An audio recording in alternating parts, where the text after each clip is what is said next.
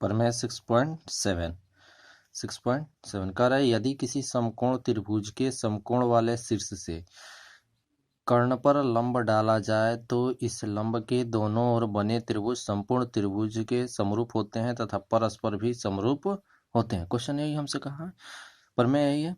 यानी कहा क्या रहा है कि एक समकोण त्रिभुज है, तो सबसे पहले हम एक समकोण त्रिभुज बना लेते हैं। एक समकोण त्रिभुज है,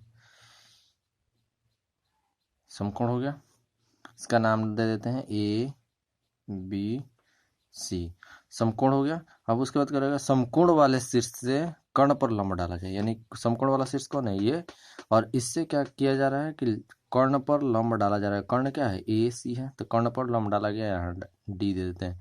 क्या डाला गया है, लंब डाला गया, तो लंब, इसको भी हम लंब कर देते हैं। ठीक है, लंब हो गया। अब जो दिया है क्वेश्चन में वो हम लिख देंगे, पहले लिख देंगे क्या दिया है।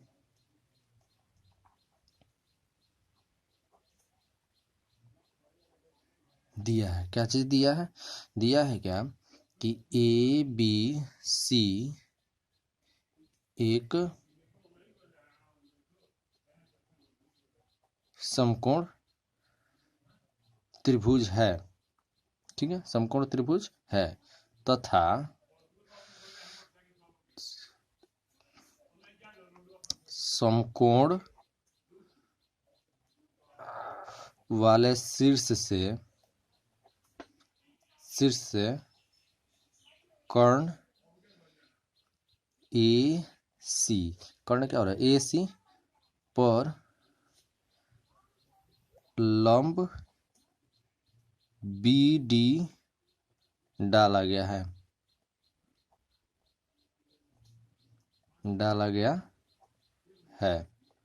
ये चीज इतना हो गया। अब हमसे कह रहा है कि जब डाल दिया गया है, तो अब कह रहा है कि डाला गया है तो इस लंब के दोनों ओर बने त्रिभुज, इसमें हमसे कह रहा है कि सिद्ध करना है। ठीक है, कह रहा है क्या कि सिद्ध करना है क्या कि त्रिभुज, पहले देखेंगे कि लंब के दोनों ओर बने त्रिभुज, लंब के दोनों ओर कौन बन रहा है, एक ए बी डी बन रहा है और बी डी सी बन रहा है, दो त्रिभुज बन रहा है।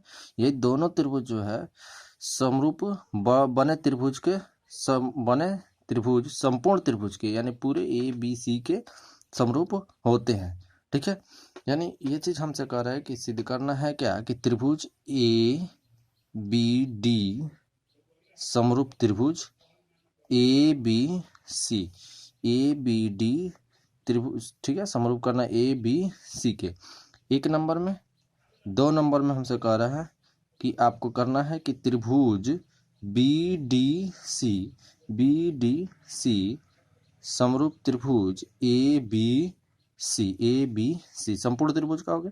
फिर कह रहा है कि तथा परस्पर भी समरूप होते हैं, तो यानी तीसरा हमसे कह रहा है कि परस्पर समरूप होते हैं, यानी ये और ये त्रिभुज भी दोनों समरूप होते हैं। तो यानी क्या, त्रिभुज ए बी डी समरूप त्रिभुज बी डी सी, ये तीन चीज हमको सिद्ध करना है। ठीक है, चलो प्रमाण में हम चलते हैं।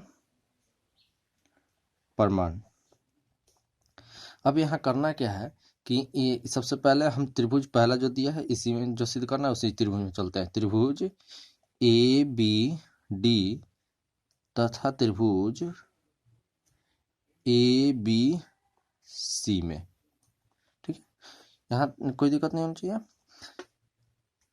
हम पाते हैं क्या कि ए बी डी में यहाँ क्या है, एंगल डी, यानी लिख सकते हैं कि एंगल बी डी ए, ठीक है, बी डी ए, ठीक है, बराबर है एंगल किसके, बराबर है एंगल ए बी सी के, बड़े वाला त्रिभुज के समकोण के बराबर है।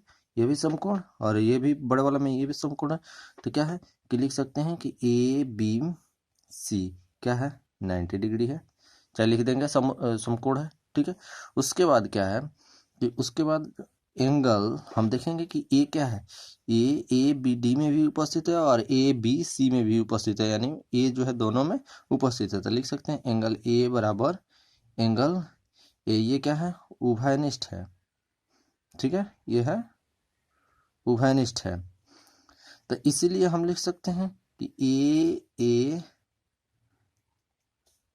समरूपता से, ए समरूपता से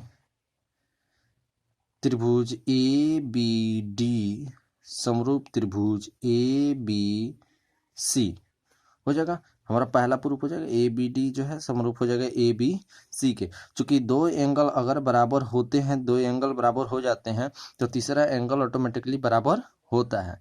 ठीक है, तो एंगल वाले हम प्रमेय को पढ़ चुके हैं, उसी प्रमेय क्या था, ये क्या हो जाएगा, समरूप हो जाएगा। कोई दिक्कत नहीं होनी चाहिए यहाँ तक।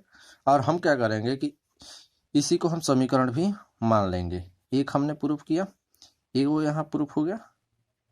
ठीक, अब फिर अभी दूसरा भी हमको करना है। अब दूसरा कह रहा है कि त्रिभुज बी डी सी है। ठीक है, तो हम सीधा लिखेंगे त्रिभुज बी डी, यहाँ लिख देंगे पुनः त्रिभुज बी डी सी तथा त्रिभुज ए बी सी में। फिर वही चीज है बी डी सी में और ए बी सी में। तो हम क्या देखेंगे कि एंगल बी डी सी बराबर एंगल क्या है, ए बी सी क्या है, समकोण है, समकोण है। ये बड़े वाला त्रिभुज में क्या है, एंगल ए बी सी बड़े वाला त्रिभुज का, और बी डी सी यदि ये समकोण है तो इधर वाला भी समकोण होगा। तो इस वाले त्रिभुज में एंगल क्या है, ये भी समकोण, तो इसलिए क्या होगा, दोनों समकोण हो गया। और फिर क्या देखेंगे कि एंगल सी जो है दोनों में उपस्थित है, तो एंगल सी बराबर एंगल सी। तो इसको भी हम चाहें तो इसको भी हम लिख सकते हैं कि क्या है कि ये भी समरूपता के ए। ठीक है, इसीलिए ए समरूपता से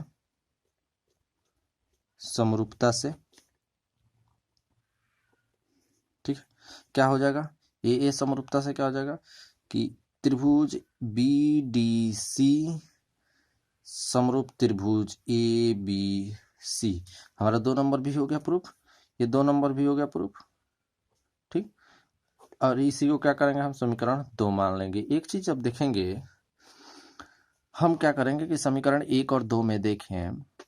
ठीक है, समीकरण 1 एवं 2 में, ठीक है, 1 एवं 2 से, ठीक है, हम क्या देख रहे हैं कि त्रिभुज ए बी डी जो है समरूप है ए बी सी के, और त्रिभुज बी डी सी समरूप है किसके, ए बी सी का।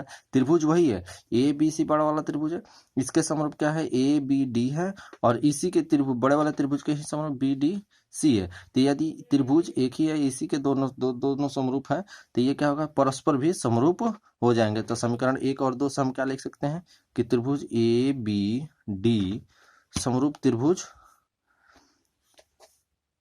बी डी सी हो जाएगा।